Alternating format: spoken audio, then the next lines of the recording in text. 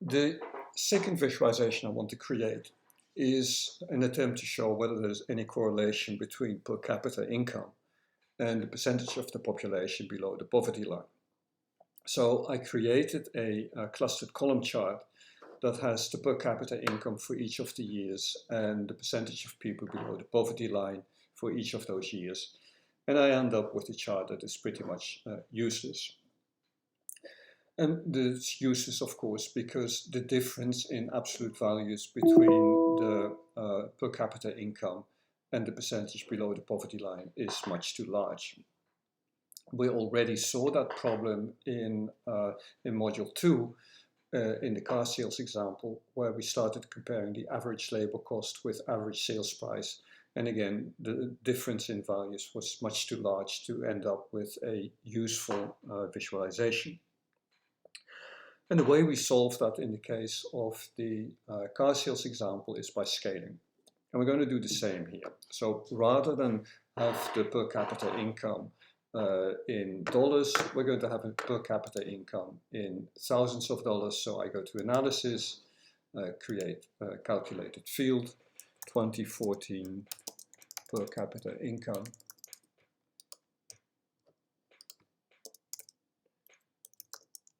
Oops, let me be consistent in $1,000. And it's simply the 2014 per capita income divided by 1,000. And then what I can do is I can replace the 2014 per capita income by this new value. I've already created those calculated fields for the other years, so I'm going to add those as well.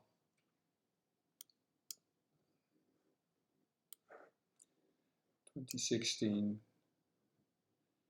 2017, and 2018. Right, and now I have something that looks better.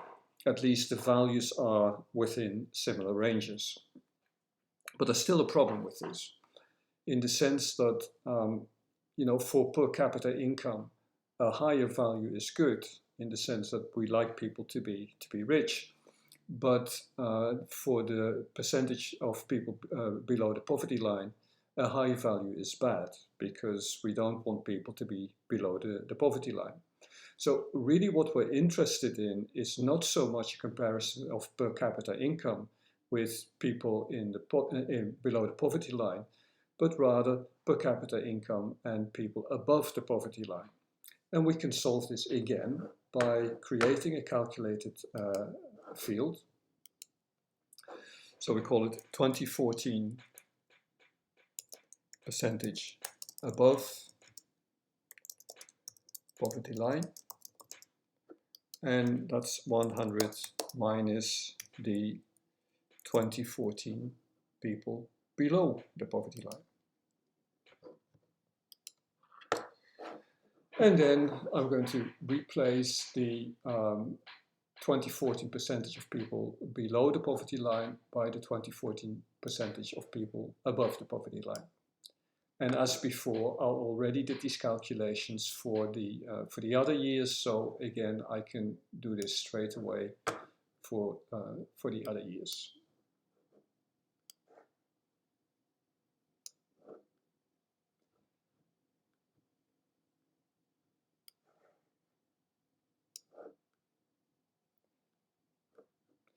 And what I discover now is that, well, it looks a little better, but in some ways the figures are getting out of whack again, because now the percentage of people above the poverty line is a different level of magnitude, so to speak. It's about 3 times as large in most cases as the per capita income. So again, the way I can do that is by some form of scaling. And what I could do is, for example, if I go to the calculated field, percentage above poverty line, you can see it's a calculated field by this little symbol to the left of it. And what I could do is edit it and change it in some way to make it more in line with the value that I have for per capita income. The alternative, of course, is to change the per capita income and make this, for example, a per capita income in $500 increments rather than $1,000 increments. And if I do that per capita, then you see that at least for 2014, things are starting to look a little better.